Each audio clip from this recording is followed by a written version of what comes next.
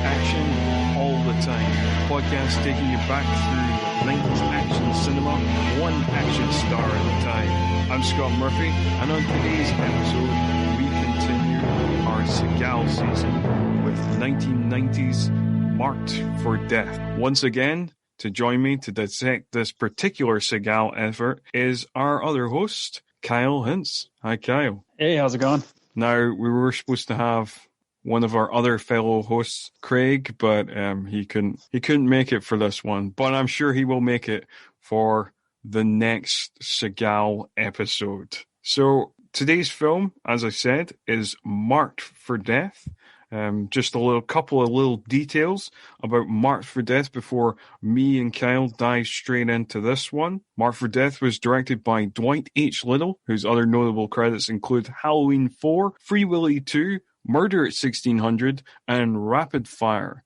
Both of those latter ones we will probably check out quite soon in the near future. Certainly Rapid Fire will be a bonus episode at the end of this season. And Murder at 1600 we'll look at whenever we do a Wesley Snipes season. The film was also written by Michael Grace and Mark Victor, who don't have a lot of quality credits to their name, but they did write Poltergeist and Poltergeist 2 as well.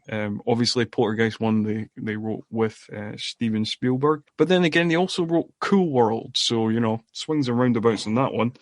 The film currently holds an IMDb score of 6 out of 10, a Meta score of 49% on 14 reviews, an RT score of 27%, and a Letterboxd of 2.8, which seems a little harsh to push it a bit up. 6 out of 10, that seems like a fair IMDb score. Kyle, what do you think? Yeah, definitely. It's a solid 6. It's a solid 6. It's also, I was looking through it today, that is also the joint third highest IMDb score of a Steven Seagal leading movie. It holds joint spot with Above the Law. And then it is beaten by Out for Justice, which has a 6.1, and Under Siege, which has a 6.5. There we go. Yeah. I'm not sure. I mean, I'm not sure what the score for Executive Decision is, but that's not him leading the front, so that doesn't count, and that's why we're not covering it in this season. Also, I should have mentioned when I was talking about the written by, there was some controversy of this at the time. I did a little bit of research. It turns out that Seagal, in his typical humble way, thought he had rewrote the script.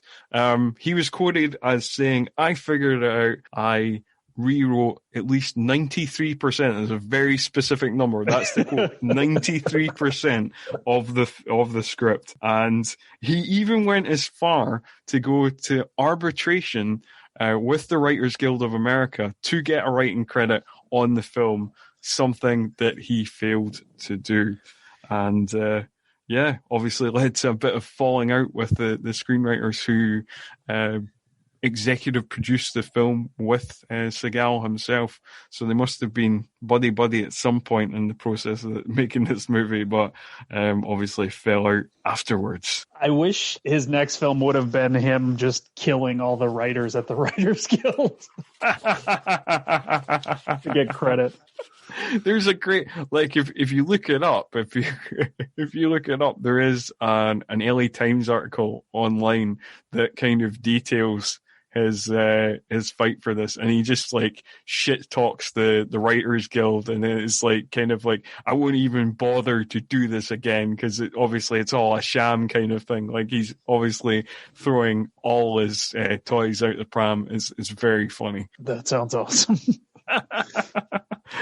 There's also doing research for this, I saw a old clip on YouTube of Seagal promoting the film on the Arsenio Hall show, and again talking about the kind of humbleness of Seagal. At the end of the interview, obviously, like on all chat shows, they play a little clip of the movie, and Arsenio Hall kind of says you don't even really need to set this one up, it kind of speaks for itself. And then Seagal, in the most passive-aggressive way, says, yeah, there's not a lot of action in this scene. Just a bit of driving. But you guys picked it. And then it cuts to the scene that they picked, and it's like, and obviously we'll get to this when we discuss the plot of the movie. It's like the car chase scene. So there is action in it. It's just what Seagal is obviously hinting at is like, it's not him throwing people about. And obviously he's dead annoyed about that, because it's just the way he says, yeah, but you guys picked it. So, I suppose. Seagal. It's amazing. Oh, dear. And he's it's a great interview as well, because like you can tell like how serious he is about the film, because like, he talks about the kind of grounded realism of it, of like how they really researched the posses, the Jamaican posses, and how kind of per head they were raking in more money via narcotics and like the Colombians and other ones who are seen to be like bigger and stuff like this. And yeah, man, it's he's hilarious. He really is. But I suppose we should really get into the plot of this one. So we open with quite a fairly plain title card, and then we get right into the action. We get some Steven Seagal running action, which is always funny. It's never not funny to see Steven Seagal running about, arms flailing about. It's a very strange run, but it's always comical. And he's running he's trying to chase down Danny Trejo, of all people, in what seems like must have been quite an early role for him. Obviously, it's just a little cameo he gets at the start of this one. So, yeah. Did you remember that Danny Trejo was in this movie? I definitely did not. I don't think he was famous at the time that I saw this movie. No, I don't think so. Like, as we discussed off air, the first time I saw this movie, I was maybe like 9 or 10 years old. So that's, a long time ago. Like we're talking like 25 years. And this is one of the Seagal movies of his kind of golden era that I've not actually revisited. So I've just seen it the once. So I've remembered very little about this movie. It was just the box cover, the VHS box cover, because it was just a bright red box cover with black writing, and then like Seagal in shadow with a sword, which was like really badass. And and the look of the villain, like the lead villain Screwface, that stuck in my mind. And then it turns out, as we'll discuss very soon, that I slightly misremembered a bit about this movie. There's a scene in it that was less violent than I thought it was. But yeah, we'll talk about we'll talk about that in a minute. So yeah, he basically, Seagal always gets his man.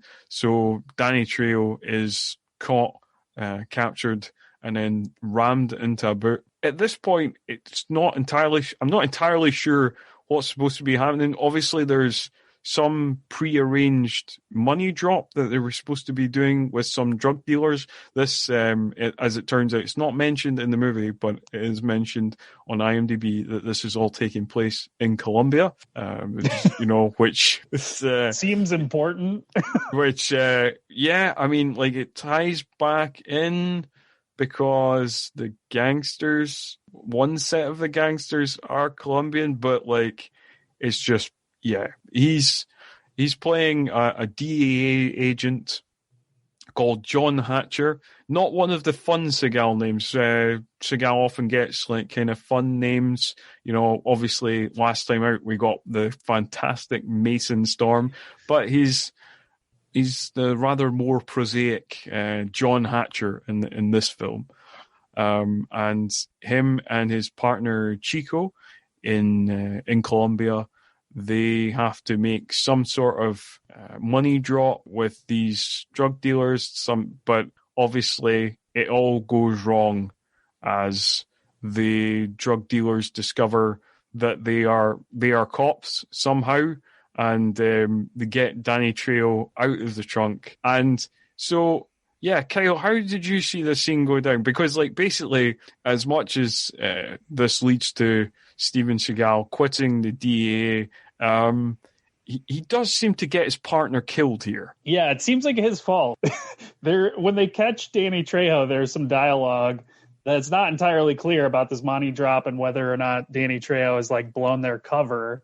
And Chico is like, I don't think we should go. And Seagal, of course, is like, no, we're going. We have to go to this drop. And then then he's just like acting really aggressive and in a hurry as this money drop is going on. I'm just like, we gotta go. I need this money, whatever. I love that dialogue scene because, like, basically his partner Chico says it's mental. It's mental for us to continue for this plan. And Seagal smarmily replies, when did anybody accuse me of being sane? And then that's the end of that conversation. And yet his conscience comes back 5 minutes later, apparently. Yeah. And then so they're in like the back room of some strip club, it seems like, and then it kind of turns into like they go through a door somewhere when the action kicks in and they're like in a brothel or something, which was probably the best production design.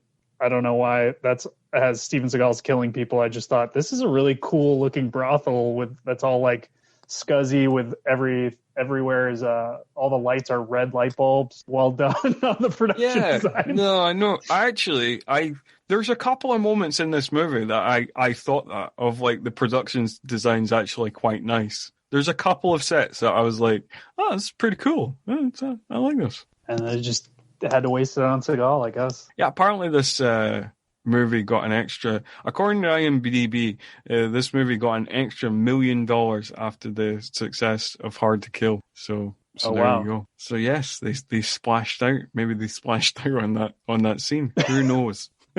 So yes, as you can predict, it all goes wrong. Their cover is blown. The partner is killed. Steven Seagal kicks a couple of people's ass and cuts off a guy's hand.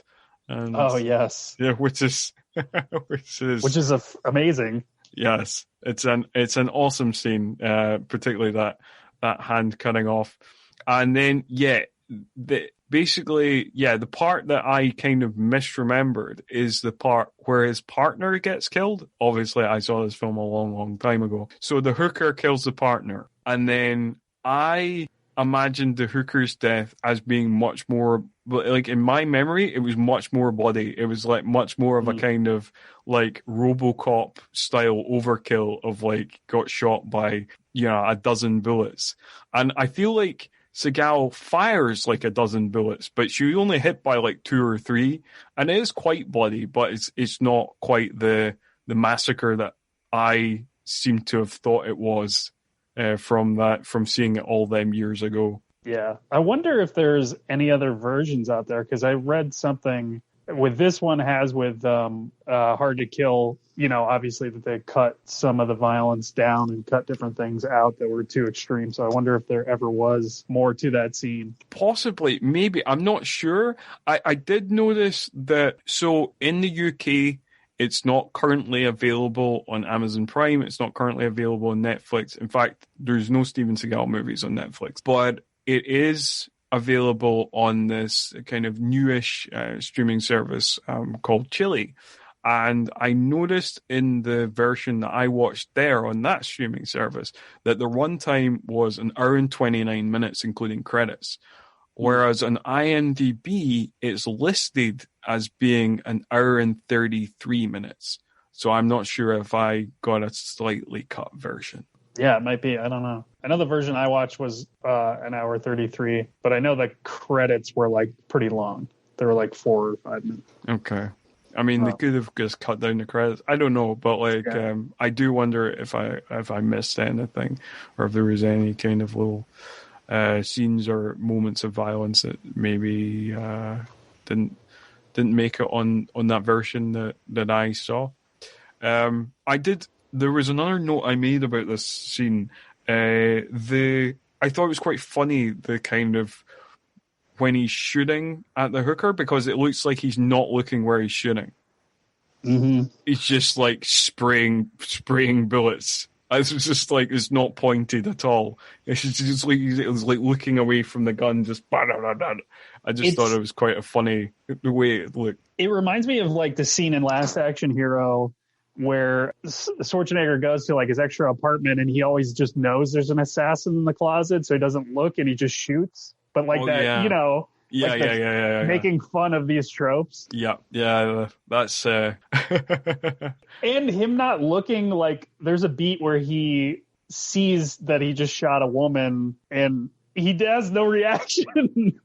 Oh no, he just killed his partner. Doesn't care. That's true. Yeah. But it's funnier, I think, because right after this, when we get to Chicago or whatever, he's got that brief scene where he's in a confessional and he's listing all these things that happen, and that's like why he's going to quit and why he is, fed up or whatever. Yes. So he goes to confession and he says like, oh, I've taken drugs, I've slept with informants, and I've killed loads of people. I've met, I've basically become the thing I hate. And I don't know, like I almost wonder, I'm not sure about when Seagal became a Buddhist, but I maybe he's just interested in Catholicism, because I noticed like in his early films, like in Nico, he's like obviously a Catholic, and obviously in the next movie we're going to cover, Out for Justice, he's he has a relationship with the church as well.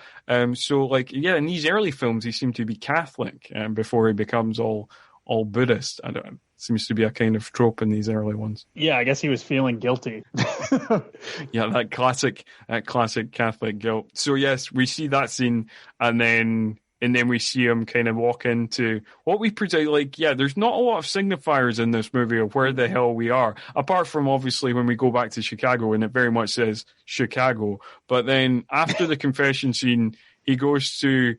It's not even clear that he's a DEA agent until like slightly later on in the movie. But yeah, we figured that out. So like, presumably the guy he talks to in the next scene is like the head of the DEA, or is maybe some sort of political figure. I'm honestly not sure. But basically he gives him a big speech about like what they're doing is just, they can only clean up so much, and then, it gets worse again. So they're just, it's just this constant cycle of misery, and like he wants out of it. That's the gist of that. Which is a great argument that he makes like throughout this movie before he's like called to action. And the irony is like he should be working on like decriminalizing drugs or something.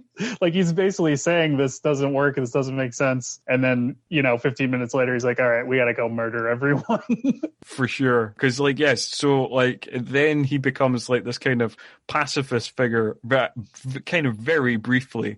So that they kind of do this kind of big boss style thing, where it's just this rejection of violence. And then obviously, inevitably, he has to get violent again. Why? Well, we'll find out very soon. But before that, he goes back to his mother's house to visit his mother, his sister, and his niece, who is played by Danielle Harris, who you might know from Halloween 4, which was also directed by Dwight H. Little, which presumably is not a coincidence. Yeah, it makes a lot of sense knowing that. And she's not in the movie very much. No, you see kind of see her, you kind of like, oh, that's Danielle Harris. I'm sure she's going to do shit. No, she doesn't. She gets like hardly any lines. She's basically in this scene, and when Steven Seagal introduced himself, and obviously she has not seen him throughout her childhood, because he's like, I'm John, and I'm your uncle, and she's like, oh, my uncle lives far away, and he's like, yeah, that's me, I've come to visit, which is obviously something he's not done in a long time. It's just, another reason that he's guilty. And the fact that he doesn't really know her makes it more ironic when we're going to get to in a minute, the fact that she's kind of the catalyst for his revenge here. Yeah, absolutely. But before we get to that, we get lots of kind of scenes of him trying to resist violence. The first of which is when he goes to visit his old friend Max, played by Keith David. Yeah. So we've not only got Steven Seagal in this movie, we've also had a cameo from Danny Trejo, and now we've got Keith David. We're doing well, folks. Yeah, this is like the biggest reason to see the movie, probably, is Keith David. Yeah, there's probably not enough Keith David in this movie. I think, like, they could have done more with him. But what he does get, he does well, because he's Keith David, and it's always fun to see him on the screen. Yes, it is. But yeah, basically in this scene we get our first sign of the Jamaican Posse members, and a couple of them selling drugs to teens who are sitting in the stands at the football practice. Apparently the most easily impressionable teens in the world. Where, like, I love this scene where the two Jamaican Posse members, like, sit down amongst these teens and, like, they show them what crack is, and one of the girls is just like, I'll try that. Really? And when they're selling the kid the joint, it's like the one bit before that. He says, like, oh, it's good or something, and they say, like, yeah, we got plenty of it. Don't worry, man. Be happy. And I was like, wow, you had to, like, they have to say that? Jeez, okay. Yeah, man. 1990 was a different time, Yeah, it was. It's a special time. Yeah. But yeah, so Steven Seagal, currently in his rejecting violence mode, basically Keith David kind of stares down the Posse members and looks like he's going to go over there and give them a piece of his mind, but Seagal tells him to kind of lay off it, back away. It's not worth it, kind of thing, and kind of stuffs him in the car. So they kind of drive away after that. So yes, Seagal still feeling guilty, still rejecting violence. So Keith David is very fired up and basically wants to go over there and kick those guys' asses. Yeah, and right before then. Before we move on, I want to mention that when Keith David and Seagal first see each other, Keith David is surprised to see him because he heard that he was shot down on the streets of Bangkok. Oh, yeah, that's right. Which no one else apparently has heard. That is a rumor that no one else did. That would be great if it was like a kind of like running joke, like the Escape from New York thing with like everybody assuming Snake Plissken's dead. That would be good. Didn't you die in Bangkok? No, actually, the rumors were greatly exaggerated. Yeah, they missed out on that. That would have been amazing. But just after that, we get our introduction to our main villain, Screwface. And I think like he gets a pretty good introduction. Like, we basically have this, again, it's not clearly defined, but he is visited by a Colombian gangster. You really have to look this shit up to get this information, because it's very not really mentioned in the film that these are Colombian gangsters who are up against the Jamaicans. But Colombian gangster called Tito Barco, played by Al Israel, who's also been in a couple other gangster films. I think he was in Scarface and Carlito's Way. So like he goes, obviously the Jamaicans are cutting in on his turf, and he complains about that, and they lead them to their boss, Screwface, who is in a kind of large pool with all this kind of like cool graffiti. And again, in terms of the production design, it looks pretty cool, and it's got like these he's got these kind of candles going by the poolside, and it looks all very kind of Candyman-esque. And, well, I say Candyman-esque, but this movie actually came out 2 years before Candyman. So, never know. Possible influence? Probably not. Yeah, probably not. It is another great set. And it's a pool inside of like a warehouse or something. Yeah, some sort of hangar warehouse. Yeah, something like it. Again, poorly defined where we are location-wise, but cool-looking set. And that's all that matters. Yeah. You know, well, exactly. You know, the production designers did a good job, you know, in terms of creating memorable sets. The screenwriters, whether it be Michael Grace and Mark Victor or Steven Seagal, did not make such a good job of telling you exactly where the fuck you are. Which seems like pretty easy, basic stuff. Yeah, in terms of traditional storytelling, you know, it's seems like a kind of fairly rudimentary kind of stuff. But yep, that's we're not getting that. But it's a fun introduction scene, and it's the film obviously tries quite hard because this film does, unlike a lot of Steven Seagal movies, is one of the very few Steven Seagal movies that has a twist. And it seeds that twist here, as we are supposed to believe that Screwface has some sort of supernatural powers, as we see another figure that looks exactly like Screwface, but in the shadows, while Screwface is still talking to Tito. So, there's voodoo shit at play, apparently. And there's a lot more voodoo shit to come. There is a lot more voodoo shit to come. So, yes, there is definitely a lot more voodoo shit to come. So, yeah, the Colombian gangster seems like a fairly straightforward businessman type drug dealer. You know, it's not really buying into all this voodoo shit. Or certainly that seems what it's like in this scene at the poolside. But that is not the case. Obviously, he is very much buying into the black magic and wants to rent out some black magic of his own. And goes to, again, a poorly defined, could be from anywhere in Latin or South America, kind of occultist, witch. I don't know.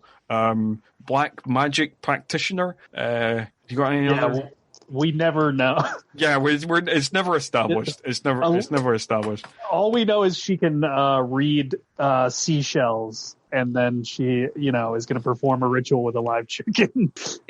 Yes. So, and I really want to list out this scene, because this is like the most batshit insane scene in the movie. So she sets out to place a curse on Screwface. She basically tells Tito that the Screwface is part of this, ancient people, leopard people, or some like rubbish. Anyway, she basically does that, and she sets out to put a curse on him. So in this scene, she then sets about to take some sort of, we presume, sacred bath, where she's in this milky water that has got like flowers and stuff in it, and then she kind of in a bowl takes some of this water and puts it over herself. I mean, it really looks like this scene is really in there just because, you know, to get some boobs in the movie. It doesn't seem like there's a lot of point to the scene other than that, but, you know, like magic ritual and all that. So apparently this curse involves, to make this curse take place, it involves her spitting Bacardi into the face of a live chicken, then on a picture of Screwface that is sitting on a bunch of skulls and other shit.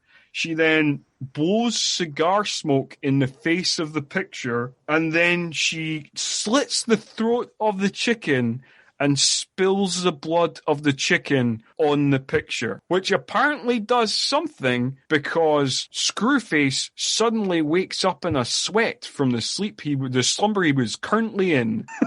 I mean, do you want to give some analysis of that scene, Kyle? I mean, all I can really say is that the moment she starts spitting Bacardi on the chicken, the movie is elevated by at least one full star.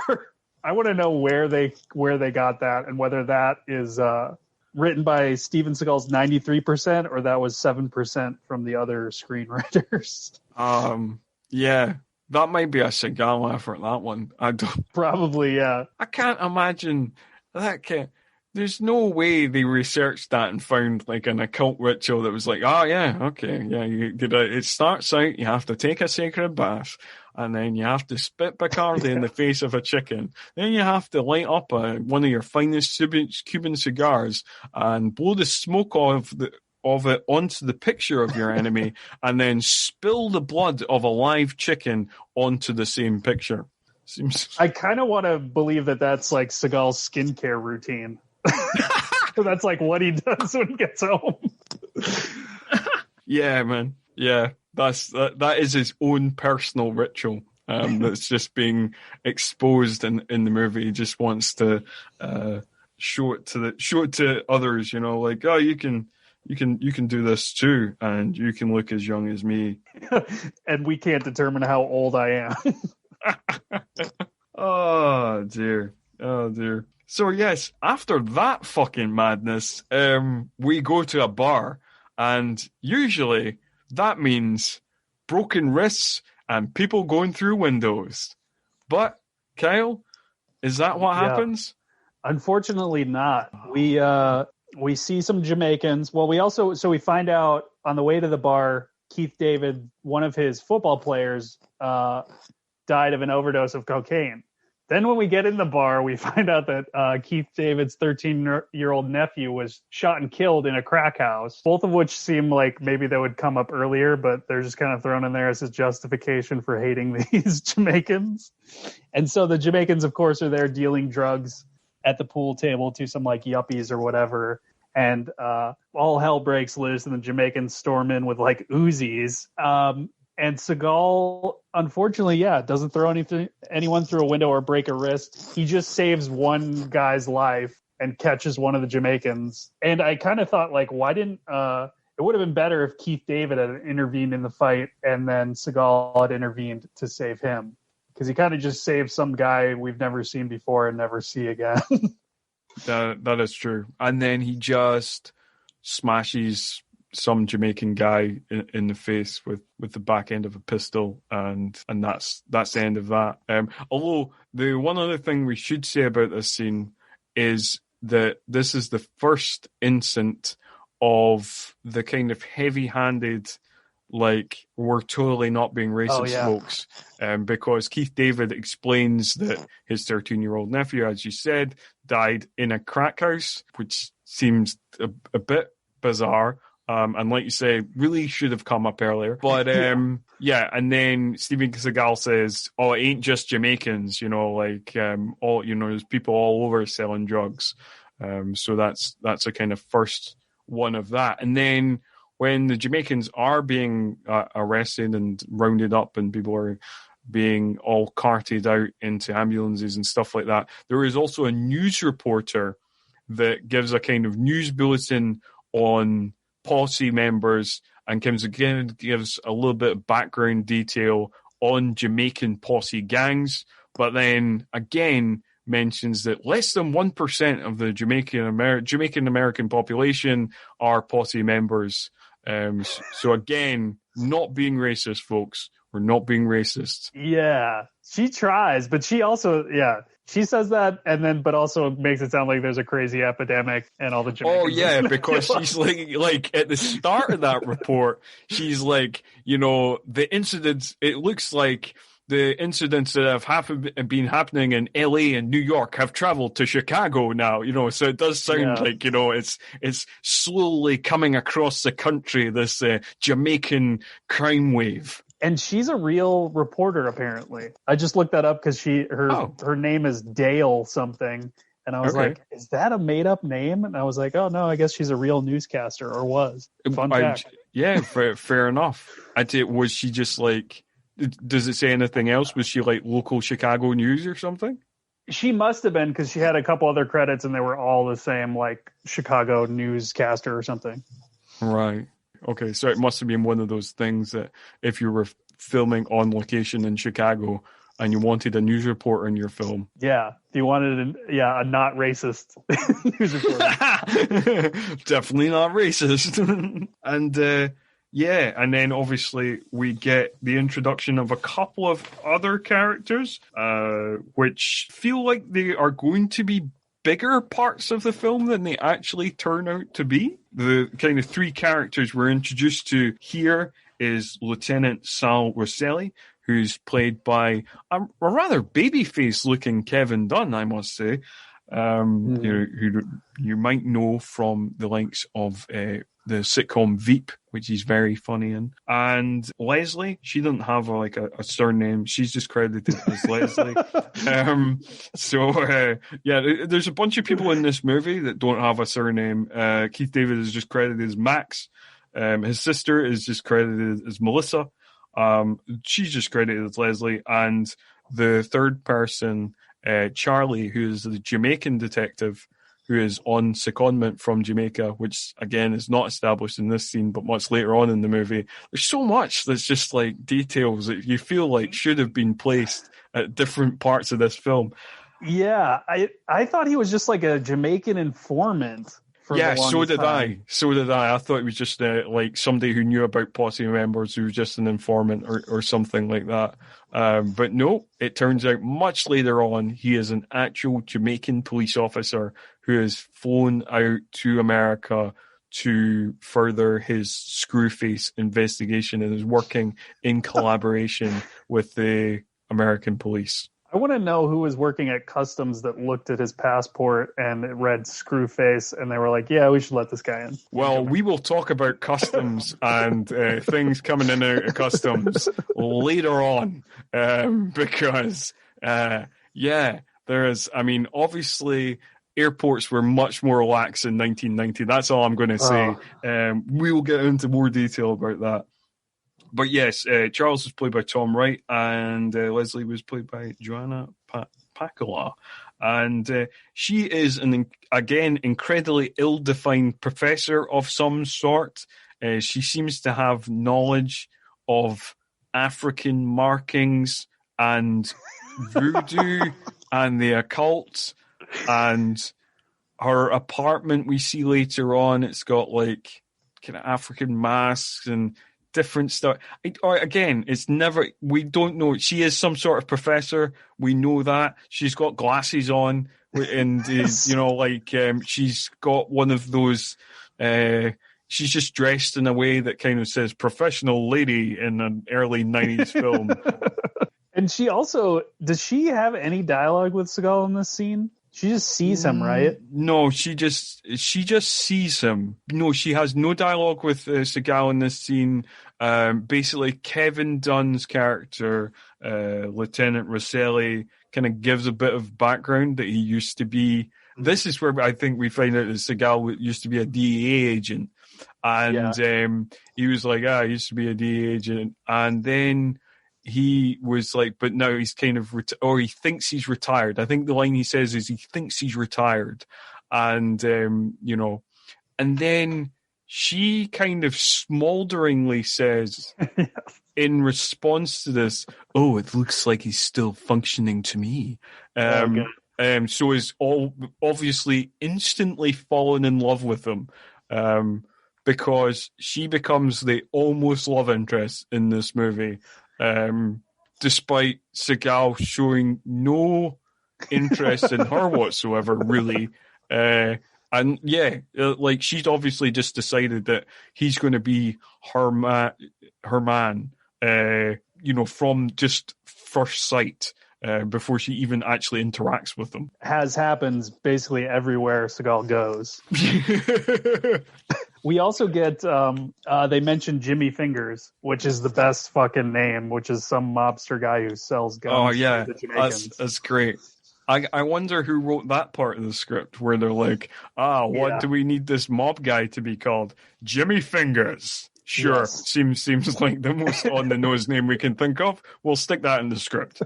Yeah, it's a shame that we have Jimmy Fingers and Seagal doesn't have a cooler name. That is true. Oh, we didn't mention as well, in the bar scene that there's not a lot of wacky Seagal fashion choices in this movie. Like there's much better ones in other movies, but in the bar scene we do get an entertaining dragon jacket that's got like two dragons on the front and a tiger on the back, so you know he's a badass. Yes. You know he's a master of the martial arts. Yeah. So yeah, after that we get a scene where the poor black magic lady is killed.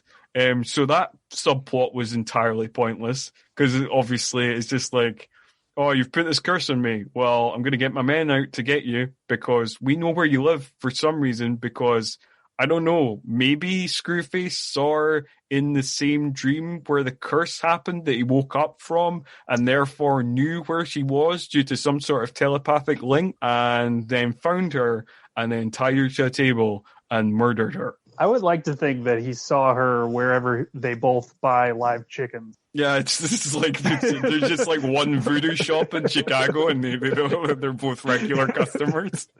I would hope so. That's amazing. I would like that as well.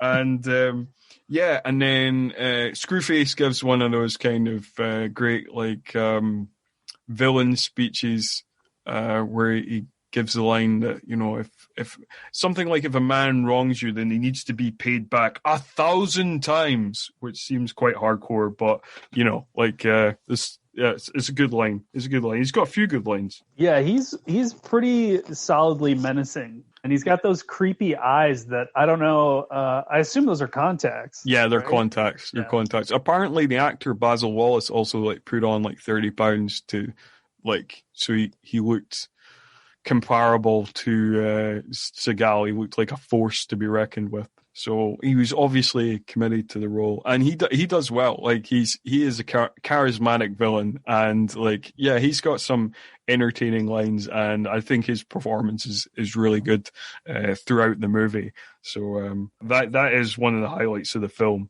Definitely, yeah. And then. Yeah, so Screwface knows where everyone is, apparently.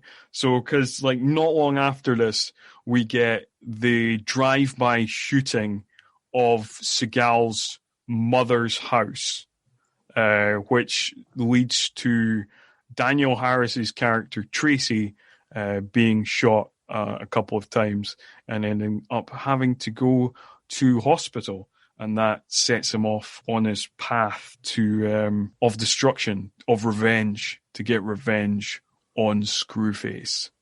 For his niece that he barely knows. Absolutely. I didn't notice, when I watched it, I only noticed her getting shot like directly in the shoulder. But I mean, she does end up in like ICU or whatever. Yeah, but then like when she's being held by her mother, which is Seagal's sister in the movie, it looks like she's been shot a bunch of times. Okay. A couple of times. Like, she's kind of, like, held up in her arms. It looks like she's been shot a couple of times. Or that's what it looked like to me, anyway. And then, I do want to mention a couple of things about this scene in the hospital. Because Seagal acts like a complete dick to the doctor who's just trying to do his job and be like, oh, we'll take the best care of her. And then Seagal is like, you treat her like if you were treating the president of the United States. And then the guy tries to say like, oh, we treat all our patients equally. And Seagal immediately shuts him down and just goes, President of the United States. And then the doctor kind of meekly just goes, yeah, all right. And that's my favorite line in the whole movie. Seagal's delivery of President of the United States. He's like trying to have emotion and not really succeeding. And not really. That doctor is the psychiatrist. I'm forgetting the actor's name, but he's the psychiatrist from Terminator. That's right. I can't remember the actor's name. I wrote down a bunch of it because he's like a side character. I like most of the main characters. I wrote down the character names and the names of the actors. But like, yes, yeah, you are right. It's the same guy. There's another great bit of acting. I say great bit of acting, maybe being a bit, just a little bit ironic about this, where the sister Melissa just goes, "This is all your fault. This is all your fault." Like it might be worse than Seagal's acting. It's just, yeah, it's pretty bad. So we just get terrible emotion in this scene, you know, between Seagal's president of the United States and her. This is all your fault. It's really the kind of Oscar-worthy moment of this particular Seagal outing. Cue that clip of Seagal talking about missing the Oscars. Yes. God damn it. Who won, man? Who won? Apparently it was Gandhi that year. So there you go. There was also the other kind of fun thing in this scene, and I'm not the type of person who often spots continuity goofs, but there's quite a funny one here where he walks into the hospital with the black puffer jacket you see him wearing when he first arrived at the mother's house. He then goes in to see Danielle Harris's character in her little room, and he's wearing the dragon jacket again. Then he exits the hall to see Keith David, and he's wearing the black puffer jacket again. So he's changed his jacket like twice in like 5 minutes, and he's got 2 jackets with him. I totally missed that. When they do leave, it's a pretty solid marching out of the hospital to get revenge moment, I think. Yes, so like all fun aside, all bad acting moments aside, we do get a proper badass action moment where it's, obviously because Seagal can't do emotion with dialogue, we just get like a look, just a look between Keith David and Seagal, and we know shit's going to kick off now. So, and then they just both march down the hallways of the hospital. And that is the moment where you're like, oh yeah, the action's really going to kick in now. So like, and that's done really well. The way he like bursts through the door, and the way he just then turns to Keith David, and they both look at each other. Keith David gets up and they kind of nod, and you're like, we're going to kick some ass, aren't we? Yeah, we're going to kick some ass. And that's what they proceed to do. So well done on that moment. And then we're off to see Jimmy Fingers. Jimmy Fingers. Yeah, so this is another fun scene. I love there's another good line in this one where, he says about like, he's just after that shit screw face. I know you're a scumbag and a puke, but I don't care about that. If you give me what I want, I'll walk out here like a nice guy. Jimmy Fingers has a pretty great line in there too, where he's saying, Seagal says you're selling guns to the Jamaicans, and he says, I'll sell anything to anybody, but you. I won't sell you the sweat off my balls. Yes. I noticed that line as well. I wrote down that line as well. That's another excellent line. Yeah. So there's it's an entertaining scene. And then basically obviously ends in the demise of Jimmy, the totally unnecessary demise of Jimmy Fingers. I mean, really, if Jimmy Fingers had just given him the answer, I feel like he might have let him off. I feel like he really does just care about the people who attacked his niece, who he now suddenly really loves from the bottom of his heart. Yeah, Jimmy Fingers, yeah. Rest in peace. Rest in peace, Jimmy Fingers. Yeah, he goes out just like moaning. It's just like, I'm a made man, which means obviously he's invincible, and then he just gets shot in the forehead. Ed Seagal's line is like, God made men or something? God made, yeah. God made men. One of the worst I don't know, it just doesn't make any sense. Yeah, no, I was like, what? Sure. I don't know, it's a callback to your Catholicism again. I hope that was part of Seagal's arbitration. I wrote that line. I definitely wrote that line. Apparently, he in the Arsenio Hall interview that I watched, he definitely claims that he wrote the speech in the confessional box. Which is one of the cheese. Yeah, which is pure cheese. I mean, the way it is pure cheese. I mean, I could imagine that was a Steven Seagal improvised one. Yeah. Well, yeah. Because to be fair, if I was Michael Grace or Mark Victor, I wouldn't want to claim to have wrote that bit of the film. Like, if any bit of the film that's there, it wouldn't be that bit that I'd be like, yeah, I definitely wrote that one. Seagal can fuck off. He didn't write that shit. Seagal could never write that. That sort of high quality dialogue? Fuck no. And then we get another posse member shows up, right? That is right. Tries to attack him. Then totally fails, gets thrown onto a bed, and then thrown around the room a bit. And Seagal obviously wants the information from him. says that he wants to know the location of Screwface, which he doesn't seem likely to give up.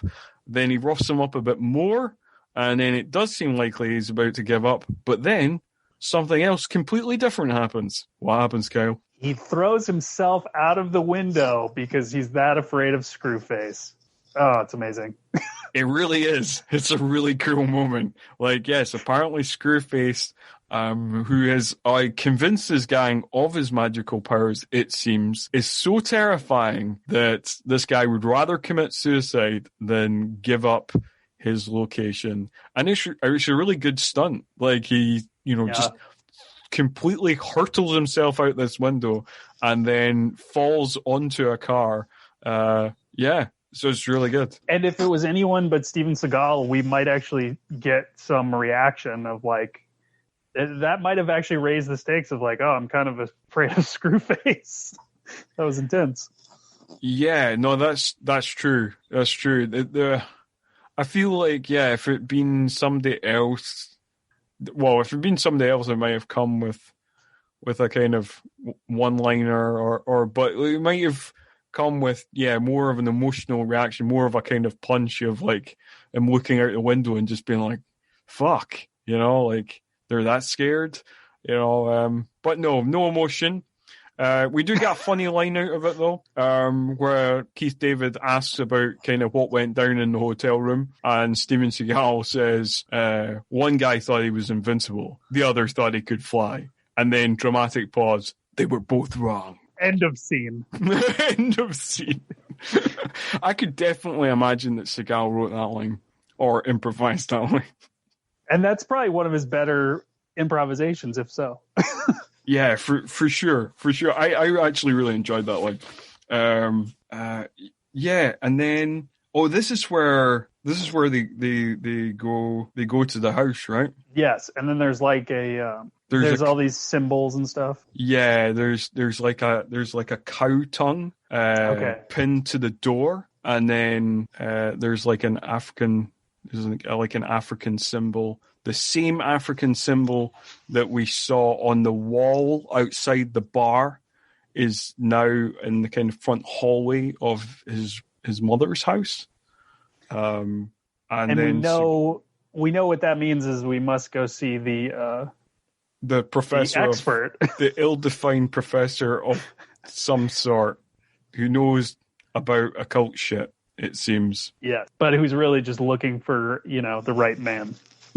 Yes, because she kind of gives him the information that he needs and then goes on this kind of rambling thing about like, oh, for the first time in my life, I meet the right man who isn't gay or unavailable or, like all that kind of stuff. And, but now you're trying to get yourself killed. And Seagal really doesn't react to this much. It happens to him so often, you can't blame him. That so many women just instantly fall in love with him and declare their interest in such a dramatic way that it's just water off a duck's back, I suppose.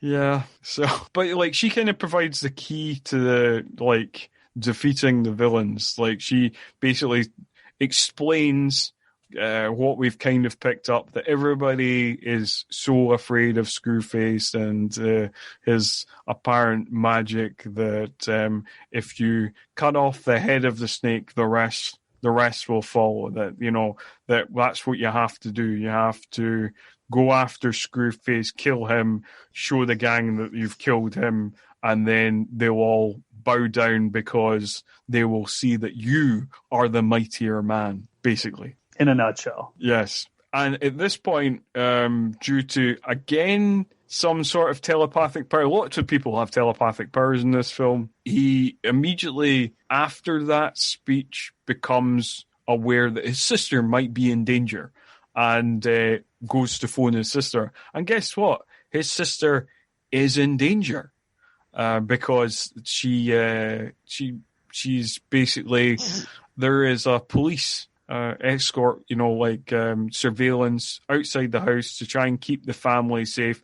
But the car is there where the police officer was, but the police officer's not there. So, dun dun dun, that must mean gangsters are around. And they are.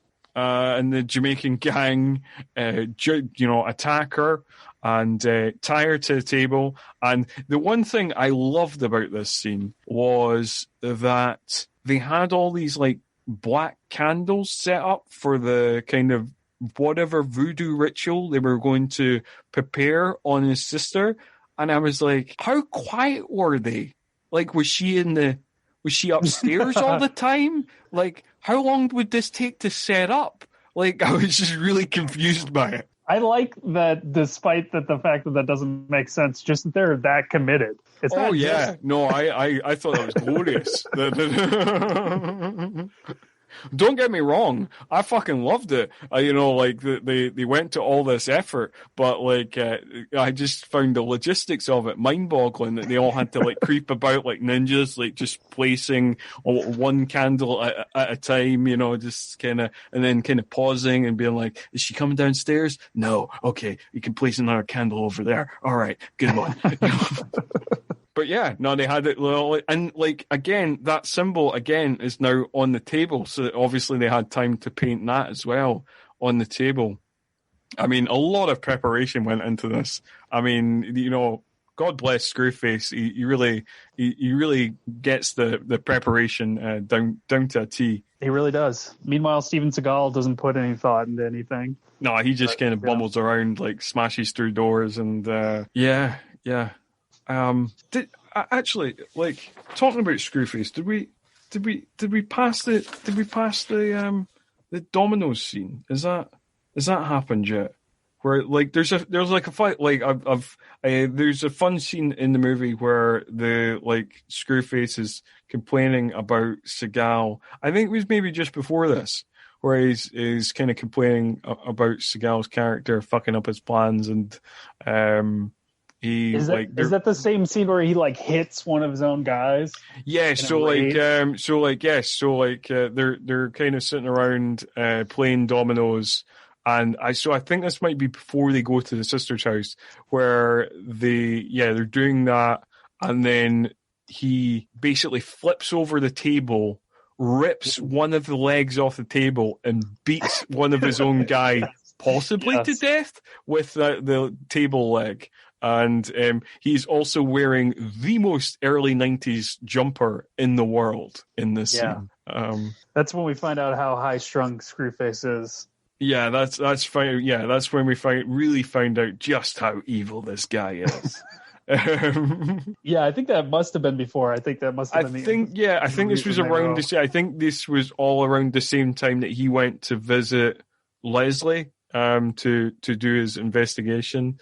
And then just before they go to attack the sister in the house, and then like daub some blood on her chest, but like they don't get to complete their evil voodoo ritual because like Seagal comes back in the house, and again, like fucking ninjas, they just disappear. They're like Michael Myers, which is intelligent, at least on their part. They don't bother getting killed by Seagal. They live to fight another day.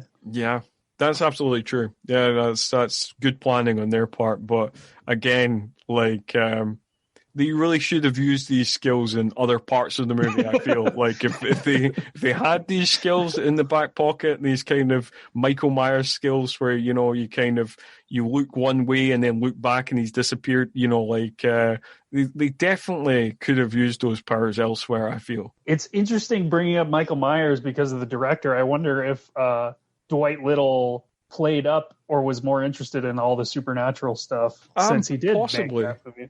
Yeah, possibly. Yeah.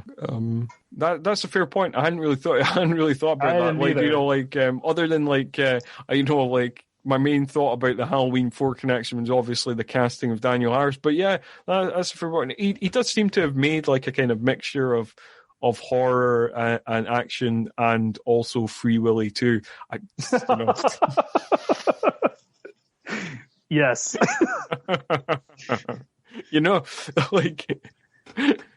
Yeah, the director of Halloween 4, Marked for Death, Anacondas, the sequel to Anacondas, The Hunt for the Blood Orchid, Murder at 1600, Rapid Fire, also director of Free Willy 2.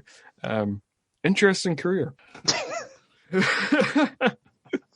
Also, looking up this director, I realized I was like, I was thinking about this. I was thinking all the kind of classic directors, the kind of pantheon of directors.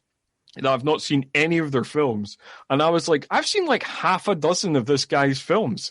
I couldn't believe it. Yeah, I have too, which is funny that I don't really think of him by name or anything. But yeah, no, he's not the kind of director that you kind of think of. But like I hadn't, I was aware that he directed Halloween 4. Like I wasn't really aware of what his filmography was. But yeah, I feel like there is a few directors like that you don't necessarily associate like their body of work, but it turns out you've actually seen a bunch of their movies. Exactly. Yeah. All right. So yeah, after this shit get really real, like Keith David and Seagal are all fired up and they really go after the bad guys now, which leads to one of the best lines in the movie. There's a couple of good lines in this movie, but I think this might be my favorite one, where they go up to the two Jamaican gangsters in the car, and the Jamaican gangster says, do you want some blow? And Steven Seagal is like, yeah, I want some, oh no, I've got the line wrong. God, it's something to do with, I'm going to blow your head off if you don't put your hands up. Yeah, something like, yeah, I want some blow your head off. And I mashed up the line. Sorry about that to all the listeners, but it's a good line. Watch the movie. It's a good line. I just fucked it up. Can you remember the line, Kyle? I can't. Now I want to look it up, but yeah. I mean, yeah, it's another Steven Seagal classic. It certainly is. And this is actually one of the best scenes in the movie, because like the Jamaican gangsters obviously like, I want to get the fuck out of here. So they get the fuck out of there. Keith David and Steven Seagal go chasing after them in their car, and then we get like a pretty decent car chase. Ends up, kind of weaving through the traffic of Chicago on the sidewalks, and then smashing into a department store. Yes, just heedless of any bystanders. Not that Steven Seagal cares about bystanders, but Steven Seagal doesn't care about anyone in this movie. He just cares about revenge. Exactly. Yes. So now we're at the time where we're going to throw people through windows and break wrists. Oh, for sure we are. Because this is like one of the best action scenes in the movie.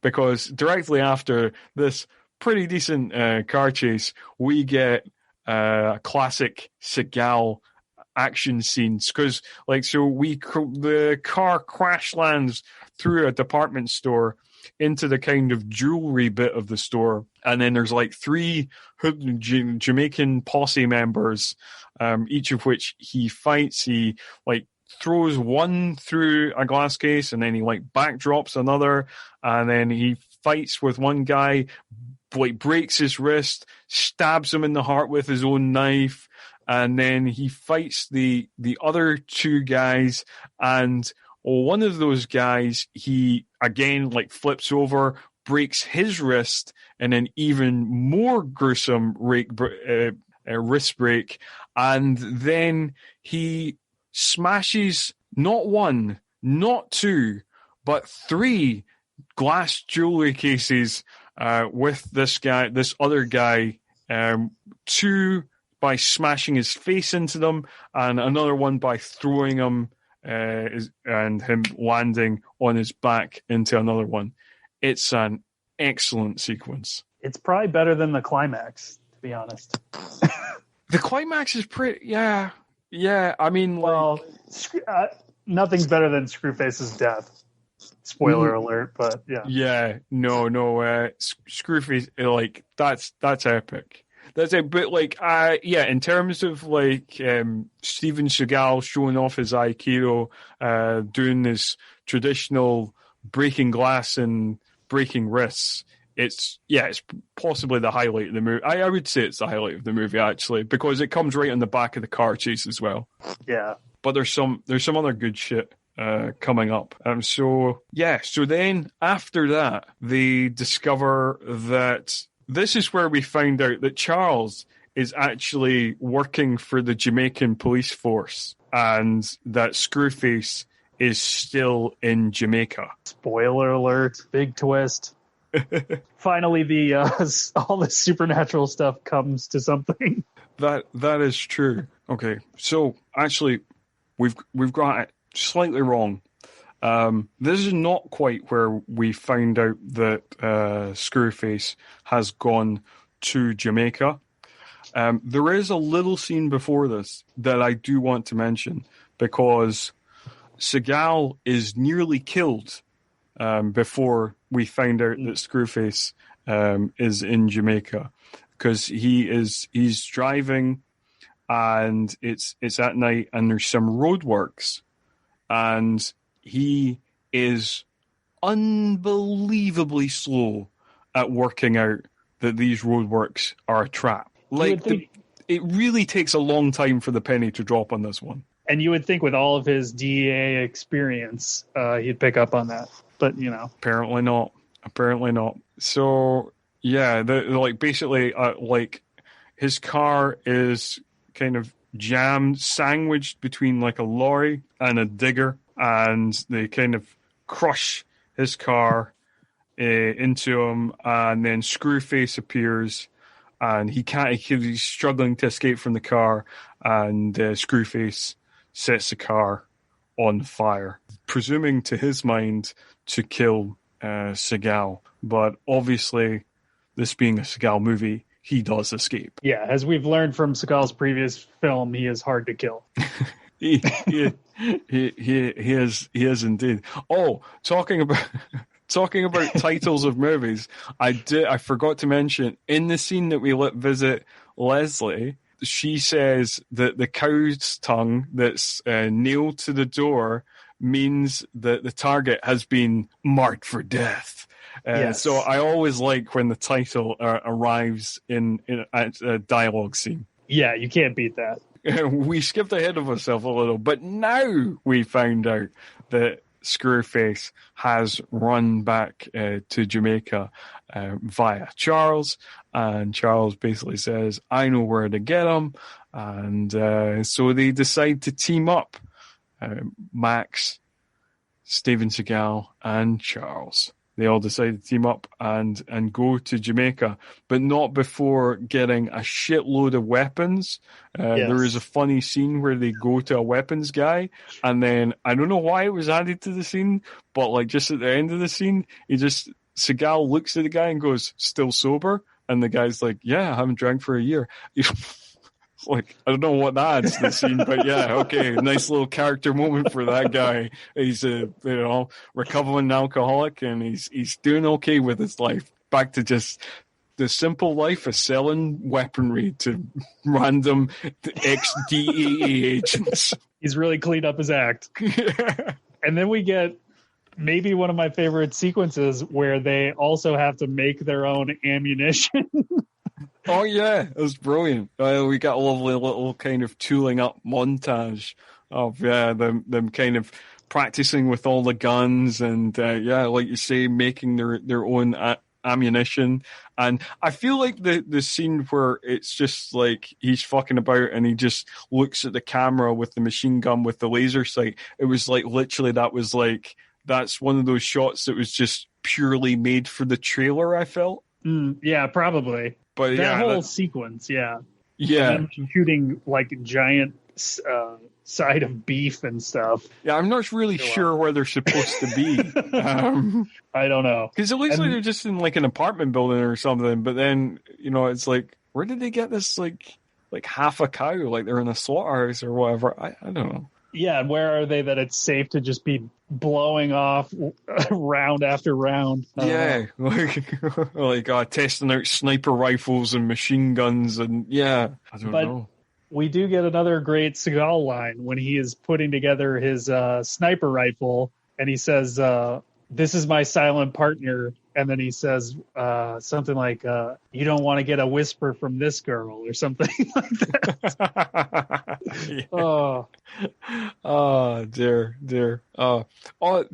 The other, I was thinking as well, one of the other kind of connections to Hard to Kill was like the scene back at the department store mall fight. Like he says to the guy, "You fuck with my family, you die," which is very similar to the line in Hard to Kill, where it's like where he kicks the guy and he's like, "You killed my wife, fuck you," and oh yes, fuck you and die. And then he like kicks half a pool cue into his throat. So like I just noticed a similarity in the line there. Just a common Seagal theme of just don't fuck with his family. Don't fuck with his family, man, or he'll come back and he'll kill you in a brutal way. Although I don't think he actually kills that Jamaican guy. He just says that to him, and then like, I mean, he smashed him into a bunch of jewelry cases, but I think he just passes out. But then, yes, more question abound as they managed with this massive arsenal of weaponry and their handmade ammunition to take that as luggage to Jamaica. So customs doing a poor job there. They must have been sleeping on the job that day. Customs is like the real problem in this whole scenario. They're the reason drugs and criminals and guns are traveling all over the place. That is true. So then we make it to Jamaica, and then we get another kind of ham-fisted, this film's not racist scene where Keith David is like sees the happy Jamaican people and was like, like Keith David admits that he just thought that all Jamaican men, not just a couple of them, he thought all Jamaican men were just dreadlock drug dealers. But now he's seen the happy, smiley faces of real Jamaicans in Jamaica. He realizes that there's good people here too. And then Charles is like, yeah, people make bad choices, You got to understand that. So and somehow still it's only a 6 out of 10. I know. I mean, like the clear anti-racist message of like don't target all Jamaicans with the same brush. We might turn them into kind of crude racial caricatures when they're villains, but there's good ones too, and we like them. And then once we've got that out of the way, we can go slaughter some people with a sniper rifle. That is true. Once we've got a couple of more things out the way, because we have to find out the location of Screwface, because turns out Charles doesn't know the exact location of Screwface, but there is a hooker that does. Oh yes. So we get, and this is where we get the fun cameo from actual real life reggae musician Jimmy Cliff, reggae legend.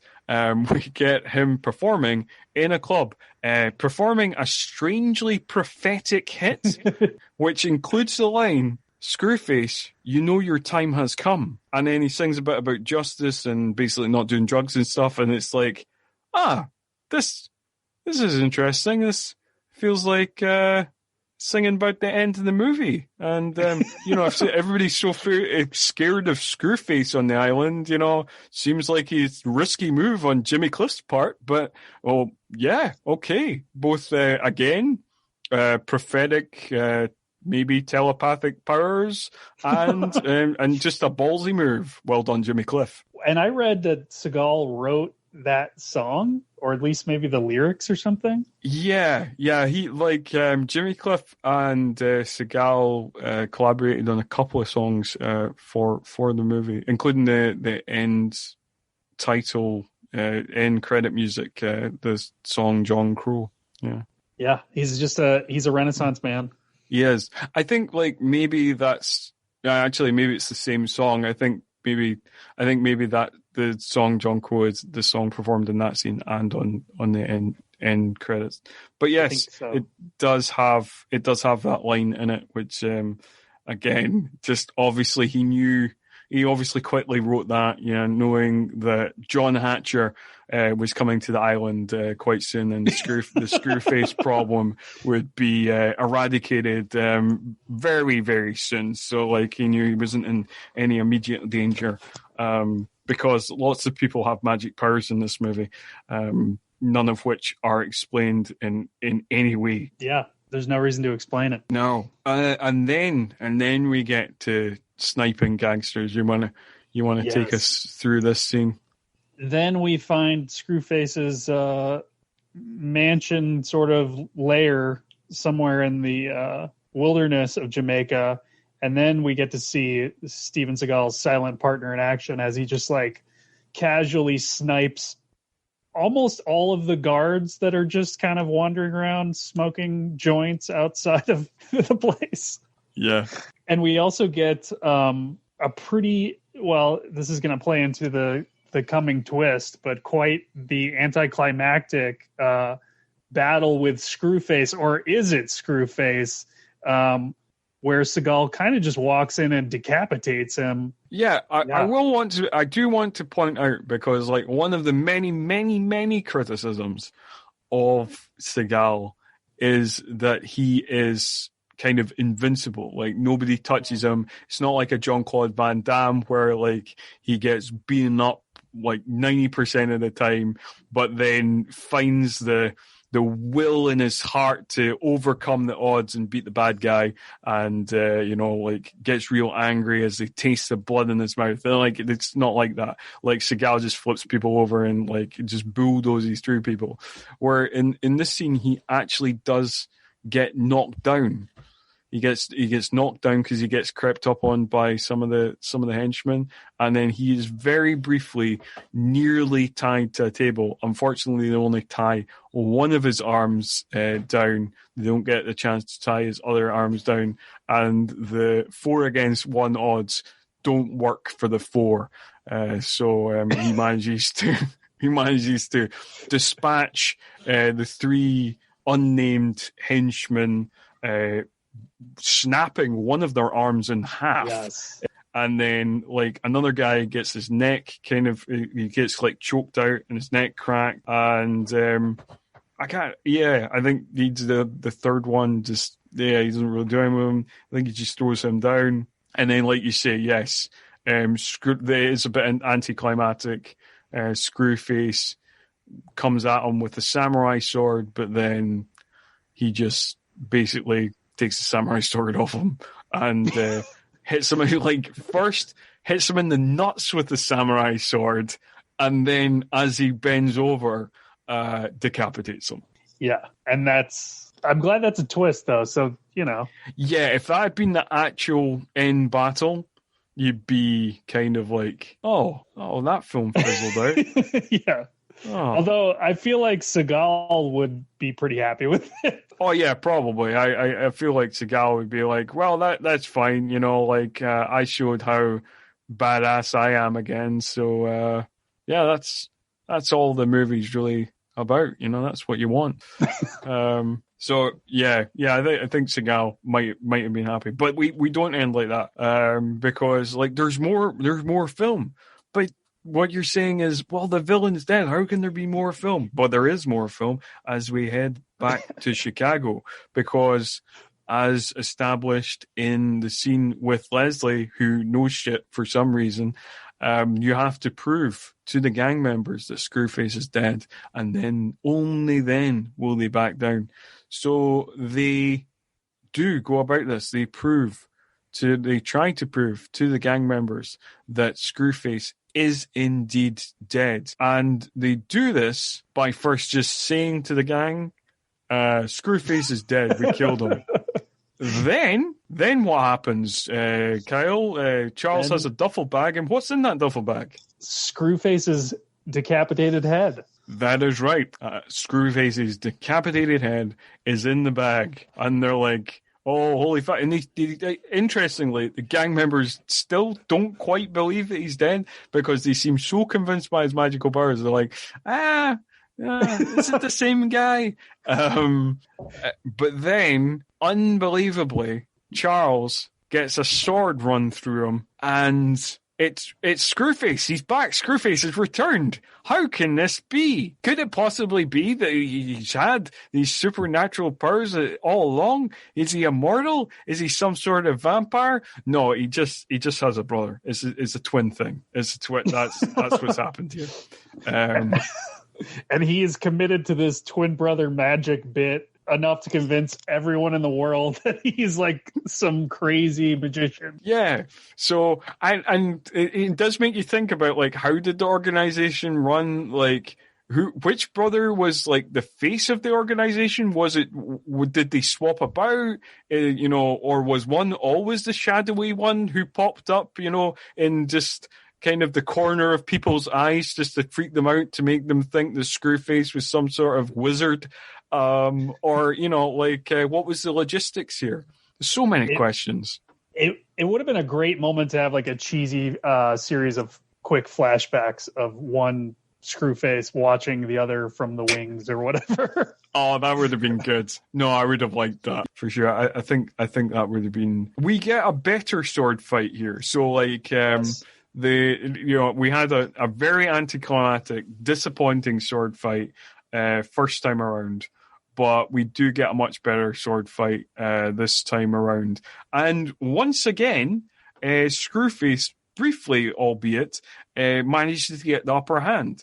Seagal I counted, was bashed into 2 drinks cabinets.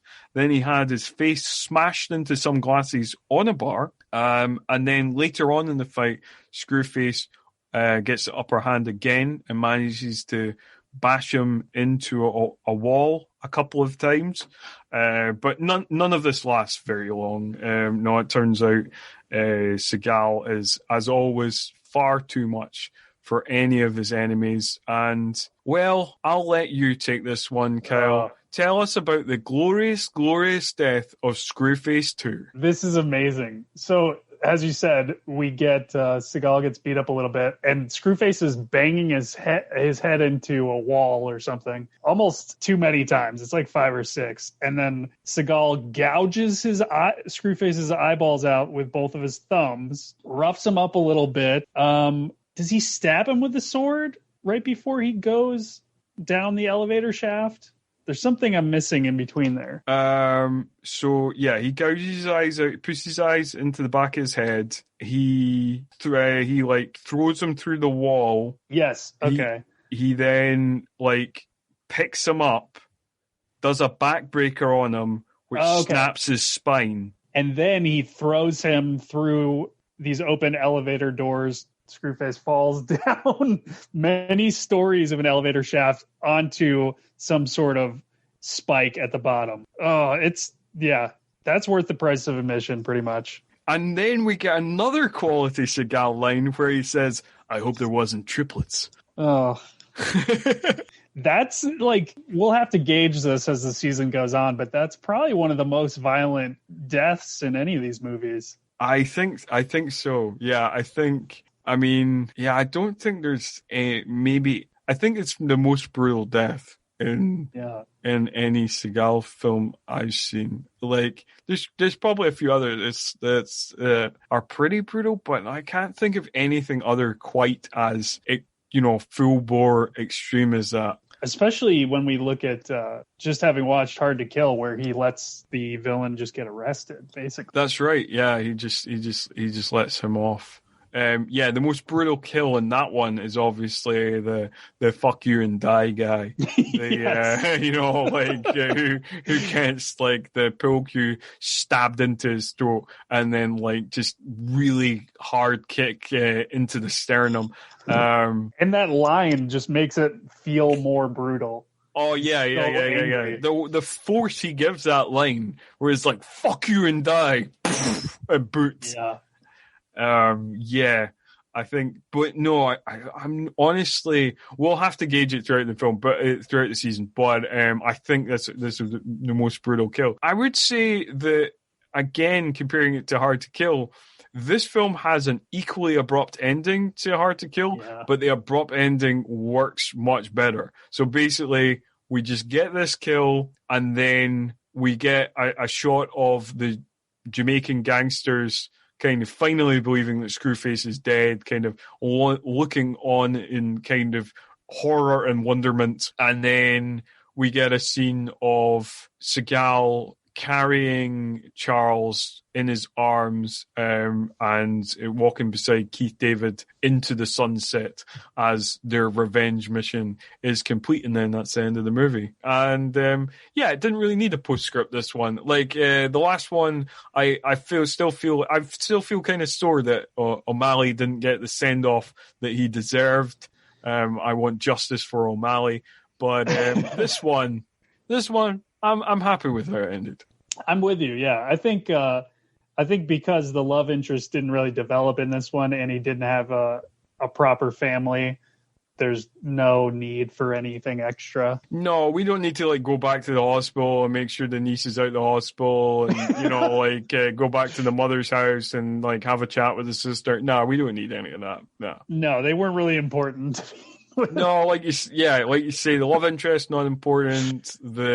And it seems like it's kind of like a one-sided love interest as well. It's like she's really fucking into him, but it's not really portrayed as a relationship. It just seems like she's got a crush on Steven Seagal. Yeah, and he just needs Jamaican wisdom. Yeah, he just needs information out of her. He just like as soon as he's got the occult information, it's like bye. That's it. And I was kind of surprised Charles was still alive also. But I mean, yes, I guess, so was I, because I was like, the way Seagal carries him out is like, he looks like he might have got like a minor flesh wound, whereas we saw that he got a sword run through his back, out through his chest.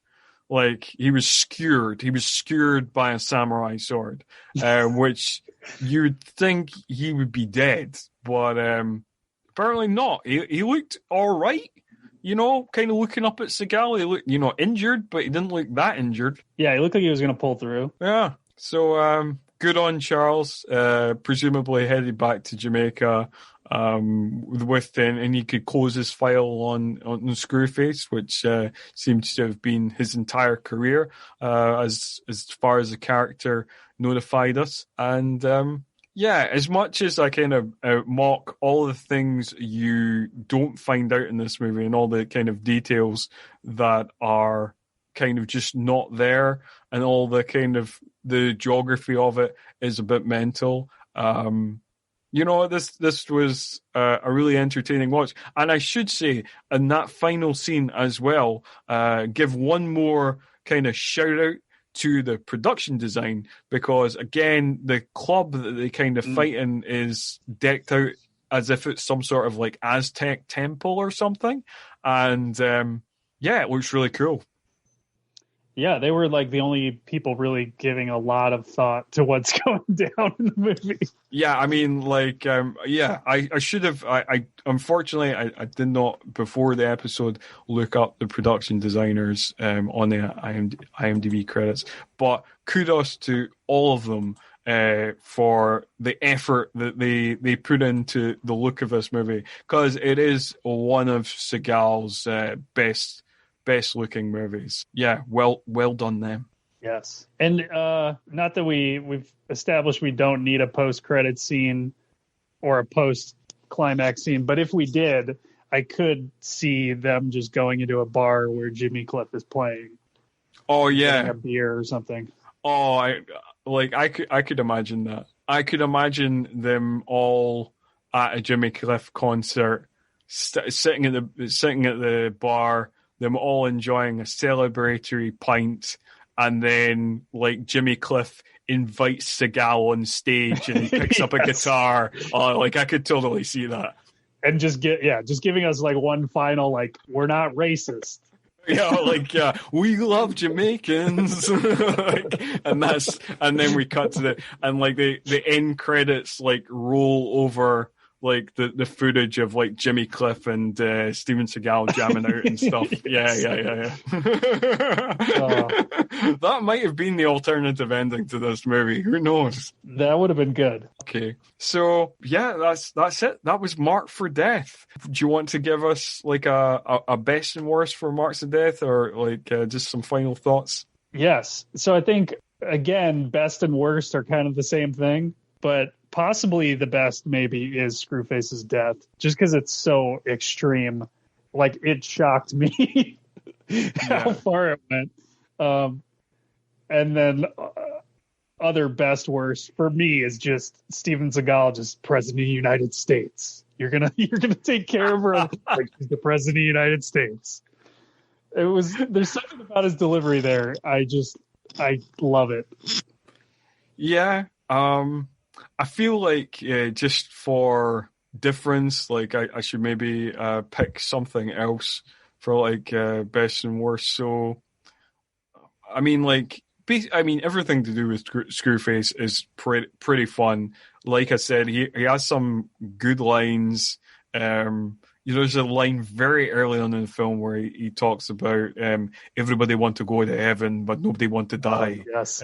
Which is, it doesn't even really make sense, but like, yeah, okay. It's a really fun line, and then he has a bunch, like Basil Williams' performance is great, and like, the establishing of him as like being evil with the dominoes scene where he just like beats the fuck out a guy with a table leg and all that's really good stuff. Yes. All the really good stuff. I think possibly my favorite scene in the movie is when the car crashes through the department store, and then that department store fight. That's kind of the peak Seagal action sequence of the movie. Yes, it is. And then worst is probably that hospital scene. Like, just all the acting in that hospital scene is awful. And yet it ends super strong. Oh yeah, it ends on a great note. Like, it's because it's just that the typical kind of like action's kicking off now. The gloves are off. Like, the whole kind of anti-violence kick I was on is over. And it's all notified in just a look and a nod, and that's all we need. That's all we need, because we've seen enough action movies to know that what's going to happen next. And so like you say, ends on a really strong note. But that's just really fun. See, and then like, because it has that continuity error as well with the jackets, like and wearing the two jackets in like the space of like 2 minutes. Changing in and out of jackets as he goes in the room, it's quite funny. But like I say though, like this is definitely up there with Seagal's best, and I really enjoyed rewatching this for the first time since I was a kid. Same here. Yeah, it was. For everything that we've pointed out that's wrong with it, it's fun enough to kind of just not really matter. Absolutely. Well, that was our thoughts on Marked for Death. Please be sure to tell us your thoughts on Marked for Death, and please be sure to rate, review, and subscribe to us on Apple Podcasts, Stitcher, Spotify, basically wherever you get podcasts. Check us out, give us a 5-star review, and we would be very appreciative of all that. And be sure to tune in to us next time, when we will be looking at a film that both Kyle and I have seen many times. It's one of Seagal's best. It's 1991's Out for Justice. But until next time, see ya. See ya.